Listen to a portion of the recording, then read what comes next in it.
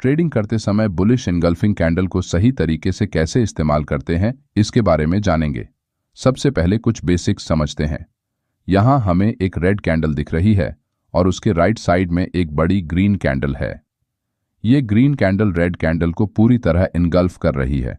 Bullish engulfing candle में red candle की opening and closing green candle के अंदर होती है, लेकिन जब हम रियल मार्केट कंडीशन में ट्रेडिंग करते हैं तब हमें चार्ट पर इस तरह की परफेक्ट बुलिश इनगल्फिंग कैंडल नजर नहीं आती। चार्ट पर हमें इस तरह की रियलिस्टिक बुलिश इनगल्फिंग कैंडल दिखती है। बुलिश इनगल्फिंग कैंडल के बारे में आपको कुछ प्रो टिप्स बताता हूँ। Tip number 1, bullish engulfing candle में इनगल्फिंग कैंडल से पहली कैंडल की साइज दूसरे कैंडल से हमेशा छोटी होती है। टिप नंबर 2, ग्रीन कैंडल की बॉडी साइज जितनी बड़ी होगी उतना ही हाई परफॉर्मेंस सेटअप चार्ट पर बनता है। Tip number 3, bullish engulfing candle में कैंडल विक जितनी छोटी होगी वो कैंडल उतनी ही ज्यादा रिलायबल होती है।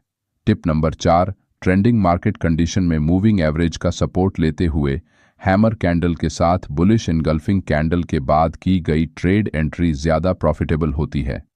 टिप नंबर 5, अगर किसी सपोर्ट लेवल पर प्राइस दोबारा सपोर्ट लेते हुए बुलिश एनगल्फिंग कैंडल बनाती है तो ये एक स्ट्रॉन्ग रिवर्सल सिग्नल होता है। बेसिक्स जानने के बाद अब बुलिश एनगल्फिंग कैंडल को रियल टाइम ट्रेडिंग में कैसे इस्तेमाल करना है ये जानते हैं। Strategy number 1, trade entry with pattern breakout. इस चार्ट पर प्राइस बेरिश ट्रेंड में मूव करते हुए लोअर हाई का पैटर्न बनाती है, जिससे बॉटम में एक सपोर्ट एरिया बनता है और चार्ट पर एक ट्रायंगल पैटर्न फॉर्म होता है। फर्स्ट टाइम प्राइस जब सपोर्ट के पास आती है तब सपोर्ट को रिस्पेक्ट करके रिवर्स करने की कोशिश करती है, लेकिन फेल हो जाती है। मगर अगली बार प्राइस सपोर्ट के पास जैसे ही आती है उस वक्त बायर्स फिर से एक्टिवली बाइंग स्टार्ट करते हैं और चार्ट पर एक बुलिश एनगल्फिंग कैंडल बनाते हुए ट्रायंगल पैटर्न को ब्रेक करके मार्केट में बुलिश ट्रेंड की शुरुआत होती है। Strategy number 2, trade with trend continuation. Price एक बुलिश ट्रेंड में मूव करती है, लेकिन कुछ समय बाद हायर लेवल्स पर सेलर्स मार्केट में एंट्री करके प्राइस को नीचे खींचने की कोशिश करते हैं। लेकिन प्राइस जैसे ही पिछले डिमांड जोन के पास आती है बायर्स फिर से एक्टिवली बाइंग स्टार्ट करते हैं। इससे चार्ट पर एक बुलिश एनगल्फिंग कैंडल बनती है और मार्केट अपना पुराना अप ट्रेंड कंटिन्यू करता है। चार्ट पर आप इस ट्रेंड लाइन के ब्रेकआउट के बाद फर्स्ट लॉन्ग ट्रेड एंट्री कर सकते हैं, जिसमें आपका प्रॉफिट टारगेट पिछला स्विंग हाई होगा।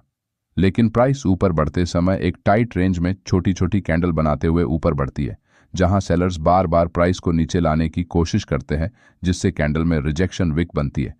इसका मतलब बायर्स रेजिस्टेंस लेवल के पास भी बाइंग करने में इंटरेस्टेड है।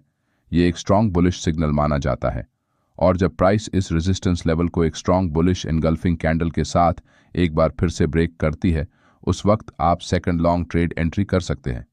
Strategy number 3, trade entry after consolidation.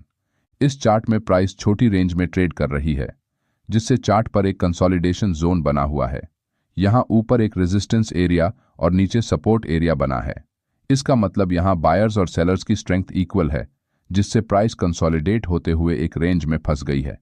Price इस जोन को जिस भी साइट में ब्रेक करेगी उस साइट एक स्ट्रॉन्ग मूव जरूर आने वाला है, क्योंकि जोन के दोनों साइट में बायर्स और सेलर्स के स्टॉप लॉस लगे हुए हैं। जब तक किसी स्ट्रॉन्ग कैंडल के साथ ब्रेकआउट नहीं होता हम ट्रेड एंट्री नहीं करेंगे। कुछ देर बाद प्राइस एक बुलिश एनगल्फिंग कैंडल के साथ इस जोन को ऊपर की तरफ जैसे ही ब्रेक करती है वैसे ही सेलर्स के स्टॉप लॉस हिट हो जाते हैं और न्यू बायर्स मार्केट में एंट्री करते हैं, जिससे प्राइस तेजी से ऊपर निकल जाती है। Strategy number 4, trade entry after pull back. एक अपट्रेंड के बाद प्राइस एक रेंज में हायर लोज का फॉर्मेशन बनाते हुए कंसोलिडेट करती है। यहां बायर्स प्राइस को बार बार ऊपर ले जाने की कोशिश कर रहे हैं, लेकिन लो बाइंग वॉल्यूम होने से प्राइस धीरे धीरे ऊपर बढ़ती है, जिससे इस प्राइस एक्शन को देखते हुए किसी एक साइट में ट्रेड एंट्री करने का डिसीजन लेना मुश्किल है। जब तक प्राइस एक स्ट्रॉन्ग कैंडल के साथ इस पैटर्न को ब्रेक नहीं करती तब तक हम सिर्फ वेट कर सकते हैं।